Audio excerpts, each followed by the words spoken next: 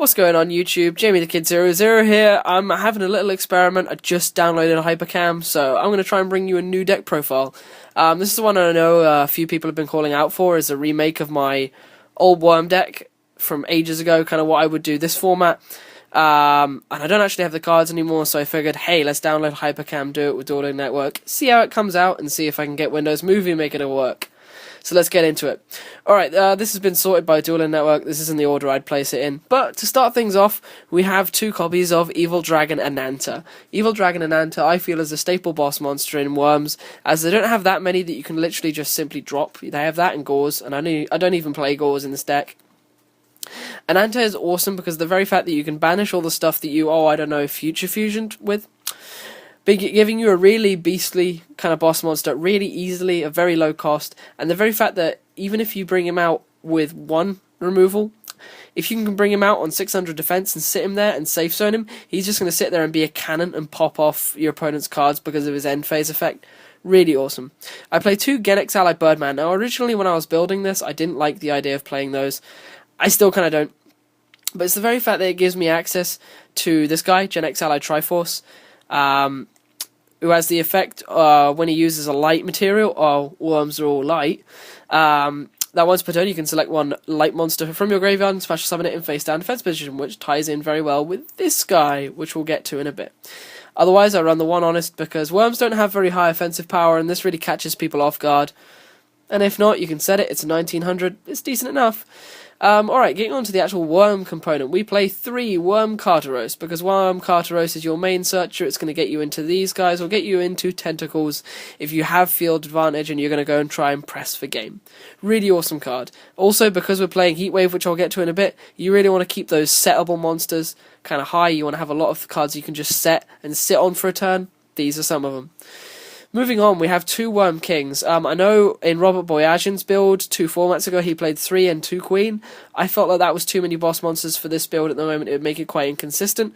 So I'm only playing the 2 Kings and the 1 Queen. I'll just get to the Queen now. I prefer King over Queen because King is like Gravekeeper's Descendant. It gives you an easy destruction. Very nice card. Very easy to get out with Nebula Meteorite. Great like that. The Queen, also good, but I prefer the destruction to the recycling. Otherwise, I play 1 Worm Lynx because this plus Safe Zone is lots of pluses. Not much else I can say. Worm Lynx is cool like that. He also works as another material for future fusion because you need 6 different worms when you pop it off, really, to get a decent worm 0 out. My new addition is 2 Worm Tentacles, because Worm Tentacles, originally in the last format there were kind of a lot of high beaters that I really didn't like. This format there are a lot of low monsters with big effects, so that it gives this card an opportunity to swing over something and then swing in for extra damage, which is really imperative with this deck because you really don't want to go too far into a long haul game when your opponent can just fill up their field and put you in a real spot of bother. Next up we have kind of 3 of the super card of the deck. Worm X. This card is a walking foolish burial for worms because of the very fact when you summon it you can send a reptile worm from your deck to the grave, and if you control a face-up Yagan, it can't be destroyed by battle. Awesome. He works really well with, of course, Yagan, because when you have Zex out, you can send Yagan from the deck to the graveyard and then immediately set it back to the field in face-down defense position, because Zex is the only card in your field, usually. Giving you an instant bounce, an instant out to almost any monster card your opponent can throw at you. It's a really cool card, and it's really kind of hard to get around. So, that's it for my monsters. On to the spells. Play 1 Dark Hole because it's a staple. And this deck needs as much removal as it can get. Future Fusion because Future Fusion is overpowered, and my screen has just gone dark, folks. Give me a second, sorry about that. I lost connection. I don't know why. Alright, carrying on. Future Fusion, it's overpowered, it shouldn't be in the game, why not play it? 3 Heatwave. This is a card some people will kind of argue against, but I really like Heatwave because of the very fact that you can just set a monster, play this and set a monster, and your opponent can only set a monster in response, and with a lot of decks nowadays that really want to go off really quickly, it gives you some much needed time to set up and draw stuff. It's just a cool card, I really like it. Storm and Reborn as staples. 1 MST, I didn't find the room for the second one. I didn't feel I needed it, as explained in my other video. I play 2 Duality because you don't special summon. Sorry, 3 Duality because you don't special summon too much. That's all there is to tell. 2 Offerings to the Snake Deity. The deck is almost entirely reptiles. End of. 2 safe zones. This deck needs to survive. It needs to keep stuff out in the field. It combines really nicely with Worm Links, Evil Dragon and Anta, and of course your Worm Kings and things like that. It's just a really cool card. I really like it. We have the Solemn Brigade, and of course the card which makes this absolutely amazing is 3 W-nebula meteorites. I'm going to read this out because it's absolutely awesome. Its effect reads: change all face-down monsters on the field into face-up defense position, including your opponent's monsters, so you know when they've set a Sangan. During the end phase of this turn, change all face-up light reptile monsters you control into face-down defense position. Now, I should point out, however, the first part of this effect means that all your Yagans and stuff are all going to flip up and activate, and because all of your opponent's monsters are now face-up, they're now targetable by Yagan and bounceable. So if you've got 2 Yagans set, you're going to bounce 2 cards. It's awesome. And then you get to plus even more, because in the end phase, they all flip back face down. You get to draw a card for each. So if those were 2 Yagans, they flip face down, you've ruined 2 of your opponent's summons, and you've just drawn 2 cards. And then, to make matters worse, after that, you can special summon 1 level 7 or higher light reptile type monster from your deck, which is one of these bad boys. A free Worm King, and it's just disconnected again. What is going on here, folks? Please forgive me for this. It was fine. I've been rehearsing this for a while, and it just keeps on crashing now. But yeah, guys, I'm just going to take this moment to say, if you're enjoying this and the way of doing these deck profiles on Dueling Network, it means I can do a lot more kind of decks that I don't have access to in cards. You know, the stuff that I just can't buy in just to make a video with. So, I mean, if you like this, please let me know on the video in the comments below.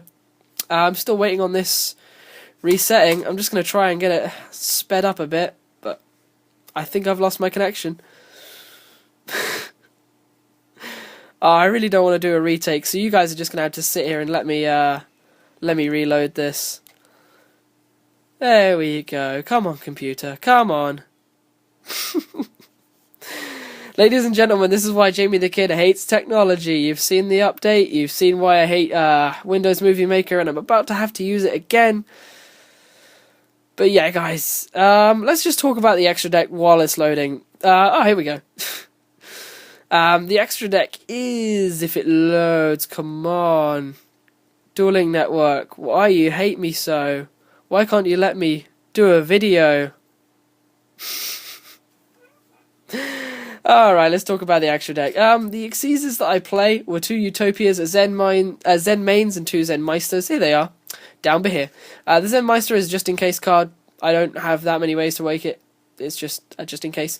2 Utopias for attack negation because I need to protect my stuff. And these guys are awesome in this deck because of the very fact that they instantly let you flip stuff back down so you can reuse their effects.